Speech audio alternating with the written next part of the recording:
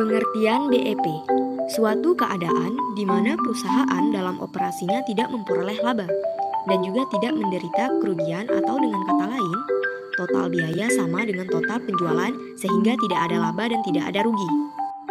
Adapun manfaat dari BEP, yang pertama sebagai alat perencanaan untuk menghasilkan laba, yang kedua memberikan informasi, yang ketiga mengevaluasi laba dari perusahaan secara keseluruhan, yang keempat mengganti sistem laporan menjadi grafik yang mudah dimengerti. Komponen perhitungan BEP. A. Fixed cost, biaya tetap atau konstan jika adanya tindakan produksi atau meskipun perusahaan tidak berproduksi. Contoh, biaya tenaga kerja. B. Variable cost, biaya per unit bersifat dinamis tergantung dari tindakan volume produksi. Contoh, biaya bahan baku dan listrik. C. Selling price, harga jual per unit barang atau jasa yang telah diproduksi. Konsep BEP 1. Penggolongan biaya yang terjadi dalam suatu perusahaan harus ke dalam biaya tetap dan biaya variabel.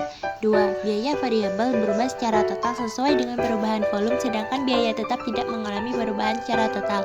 3. Jumlah biaya tetap tidak berubah walaupun ada perubahan kegiatan, sedangkan biaya tetap per unit akan berubah-ubah.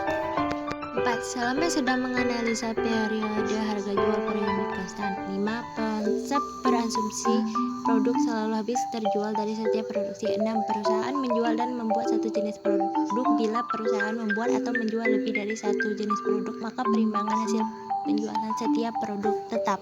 Seorang akuntan manajer perusahaan ABC Barang bertanggung jawab dalam operasional produksi dan persediaan stok barang dan ingin mengetahui jumlah sales yang diperlukan untuk menutup biaya operasional sebesar 50 juta rupiah dan ingin mendapat keuntungan sebesar 20 juta rupiah. Penyebaran biaya yang dikeluarkan untuk operasinya adalah sebagai berikut.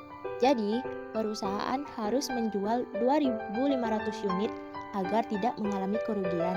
Tetapi, jika hanya menjual 250 unit, perusahaan tidak akan memperoleh keuntungan sepersen pun.